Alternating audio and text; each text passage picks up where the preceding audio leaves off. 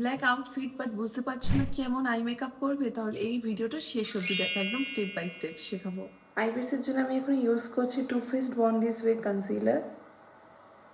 Blend with a damp beauty blender I am using ল্যাশআপ liquid compact powder দিয়ে আমি আমার পুরো আই বেসটাকে সেট করে নিচ্ছি। শেড হলো 01 সানডে।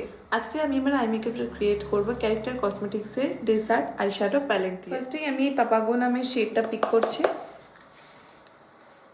এটাকে আমি আমার একদম লিডে অ্যাপ্লাই করব ক্রিজ থেকে নিচ অবধি।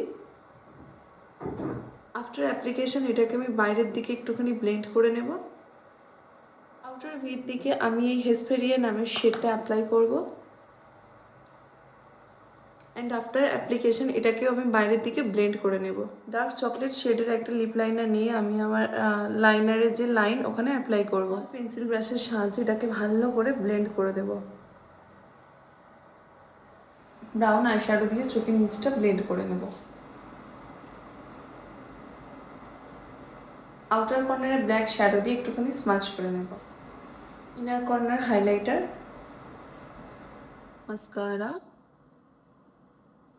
অ্যান্ড উইথাউট আইল্যাশ আই মেকআপটা একদম ইনকমপ্লিট।